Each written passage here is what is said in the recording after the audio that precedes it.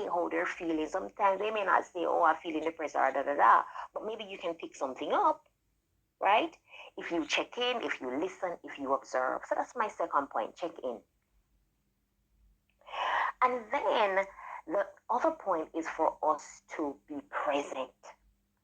Because sometimes we can interact with our children, have conversations with them, but we may be very distracted and it may come across as though we're not really interested, right? So I want to be very mindful of that and be present. Sometimes your child just needs to know, that child that you're familiar with just needs to know that you're there for them. You are that listening ear. You are that person who they could come to and, confide in if something happens. Yes? But another key point, is a whole issue of structure, and especially for our parents and our caregivers, and even for teachers too. We want as much structure and routine in our child's life.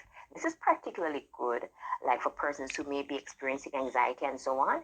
You want to have some amount of predictability in your day, right? So it gives the child a sense of control. So providing structure and routines, you have a special time for physical exercise, you have a special time for social media, all of that helps. And then just a couple other things I would say is, let us use up the youth-friendly apps that are out there and use up our social media platforms as a ways to promote available services for where young people can get assistance. So for instance, if you're in Jamaica, we have child guidance clinics which come under the guidance of the Ministry of Health. And the Ministry of Health is a government agency, and they also have helplines that persons can access.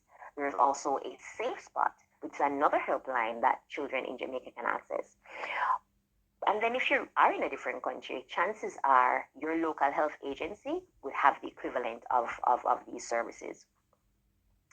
And even the Red Cross too. The Red Cross also offers psychological first aid training. So this is an excellent resource for persons who interact with children to actually get trained in. It will allow you to understand how to deal with emergency situations from a mental health perspective, how to intervene, right? So these are some ways that we can definitely help out.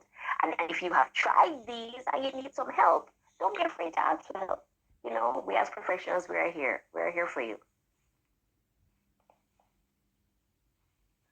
Thank you so much, Marshall. And yes, it's important to note that persons, regardless of wherever you're listening from, you can reach out to your local Red Cross to find out more about the programs that they offer for psychosocial support and mental health. Because most of our Red Cross societies in different countries, they do offer services in this area. So please feel free to reach out to them.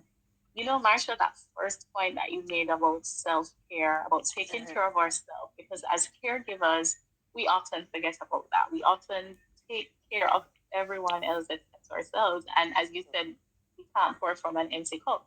And I remember even when we're flying in the airplane, right before they fly off, they always talk about, the importance of, if the mask comes down, please ensure you put on your mask first before putting on the mask of the person beside you. So that is a clear indication that you can't take care of someone else unless you have taken care of yourself. And sometimes we forget that. So I'm happy that you started out with that particular point, because it's important for us to remember that the more we're able to take care of ourselves and ensure that we maintain, our own mental health and physical health, and we're in a better position to be able to take care of the young ones in our care, whether as a parent or guardian, or we work with children in our jobs. It's important to remember that. So thank you so much for mentioning it. So we've looked at several types of persons who work with children and adolescents, right? But I'd like to end the space before we wrap up. If you have children and adolescents who are listening, or parents or caregivers or who work with children, what tips can you give for the children and adolescents themselves who may be experiencing mental health issues and might not know what to do? Can you share 5 practical tips to help these persons, just so that they can remember, these 5 simple things to do when they're feeling like it's the end of the world? Okay. and that's a very vulnerable place to be. So if you are listening, first of all, know that you are not alone. You are not alone. And if you want, you can say it with me. I am not alone. I am not alone. Persons are here, and we are willing to help you. So always remember that. So that's the first thing I want you to know. And then secondly, surround yourself with positive persons. Be mindful of the friends that you have. Are they persons who are motivating you to go after your career goals? Are they motivating you to be respectful to others? Are they encouraging you from staying away from harmful substances? Surround yourself with positive persons. And then the third one is express yourself, but in a healthy way. So express your feelings in a healthy way. So if you like to write, you can get a book and you can do your journaling in there. Just write how you feel, write how your day went. You can use art. The third one is express yourself, but in a healthy way. So express your feelings in a healthy way. So if you like to write, you can get a book and you can do your journaling in there. Just write how you feel, write how your day went. You can use art. If you play an instrument, that could be a good way for you to express your feelings. Or if you love to dance, put on your favorite song and dance, but express your feelings in a healthy way. So we've gone three so far. So know that you're not alone is the first one. Surround yourself with positive persons is the second. And the third is express your feelings in a healthy way. So the fourth thing I want to share with you is get active. If you need to go for a run, ask your parents' permission, and hopefully where you live is safe enough. You can go for a run or play in the yard, right? Go for a walk. If where you live is near to the ocean or the river, once it's safe to do so, you can ask for permission, go for a swim. But getting active, doing that exercise and playing is awesome. And then the last thing is for you to ask. Ask for help from a trusted adult if you need to. Because remember what I started off with, you're not alone. So that's the last one. Ask for help from a trusted adult if you need to. All right, so affirm yourself, surround yourself with positive persons, express your feelings in a positive way, in a healthy way, get active, and ask for help when you need to. Amazing tips, Marshall. I'm hearing a bit of ruffling from your end. I'm not sure if it's mine or your end. So if you can adjust it so we ensure that as we wrap up, we can hear you a bit more clearly. So we're understanding that so you shared, as we wrap up, you shared some tips for persons who are working with children and adolescents. So we wanted to just quickly run through those tips again, and then also finally just run through those tips that you shared just now for children. So if you're working with children and adolescents, just remember you said to take care of yourself first, right? That was the first one. And then you also spoke about checking with the child in your care, listening to what they say, looking for any change in behaviors, and of course, being present. Because of course, you can be around someone but not be present. So it's important, you said, for the child or adolescent to know that you are there, that you are present. And you mentioned the routine, the structure, which especially now, but in this time of COVID-19, it's so it's so unpredictable, so uncertain. So of course, establishing that structure you mentioned is important. And then you mentioned finding fun ways to play, and our children have become so accustomed now to devices. I have a son and I have a niece, and all they want to be on are the devices, and we have to be conscious about providing that okay, it's enough screen time. Move away from the device, step away from the device slowly, right? So true. So it's important that you mentioned, finding ways to ease the stress, finding ways to play, but not with the devices. Let's take a break from those. So those are some really good tips. And then just to reinforce again the tips that you shared, if there are maybe adolescents who are listening or persons who are listening who might want to share it with their children that they work with or children that they have or adolescents that they have, we just wanted to just go back through those tips one more time just so we can ensure that everybody's clear. So you mentioned the first one was, go ahead. affirm slow me down, not yourself. clear enough. As, Right. am I clear now?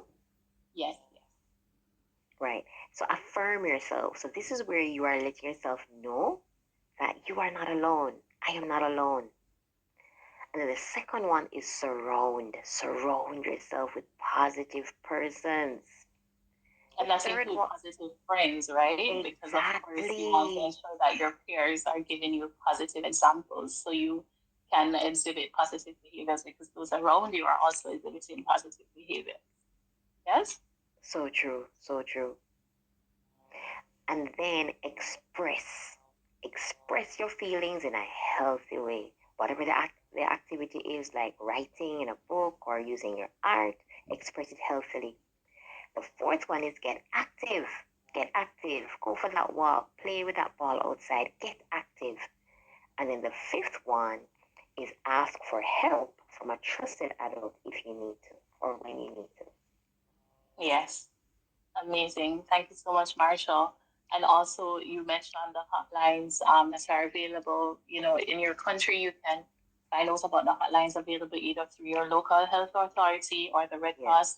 In some countries, the Red Cross also has a hotline that you can reach out to to get some help, to get some support. So, for example, in Jamaica, we know you have the mental health team at the Jamaica Red Cross that offers support.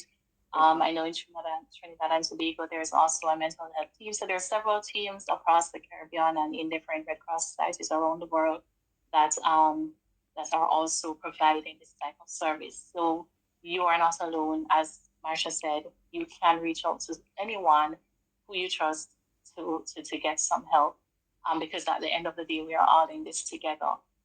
Thank you so much, Marshall, for sharing these valuable tips. We learned so much today.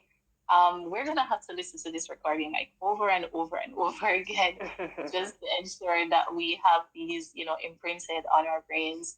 Um, Marcia, so you have shared with us the valuable tips, and we have persons listening in, but we'll also be sharing these tips in videos. So we will see the videos in English and in Spanish on the Okay. IFRC America's Twitter page, which is the one that you're listening to this space on now, IFRC_ES. So stay tuned to our Twitter account so you can see more tips. And of course, visit our website at ifrc.org to get information on the work of the Red Cross generally. We do so much. Like you have no idea about the amount of work that we do in different areas. But if you want specific information on our work in psychosocial support, then you can always visit the website for the Psychosocial Support Reference Center, which is www.pscenter.org. So that's pscenter.org. All right, so you can visit that website to get more information and resources on psychosocial support and mental health. Thank you so much, Marcia. Again, you have been such a wonderful guest. It was really great having you. Thank you so much for the opportunity, Trevesa. And all the best to the listeners also. Let's take care of our mental health together. Yes, indeed. Thank you to our listeners for joining. We appreciate you coming on and staying on. And please have a wonderful rest of the day. Remember to keep tuned to our social media pages for more updates on mental health and psychosocial support resources. It's Mental Health Month. So, all month long, we are sharing tips on how to support mental health for different groups and also how to support your own mental health. All right? So remember, we're all in this together. Remember to be kind to your mind. Remember that there is no health without mental health. And finally, remember that mental health matters. I have been your host, Trevesa Desilva, Communications Officer with the International Federation of Red Cross and Red Crescent Societies here in the Caribbean. Thank you so much for joining us and enjoy the rest of your day. Their behaviors. Sometimes a child may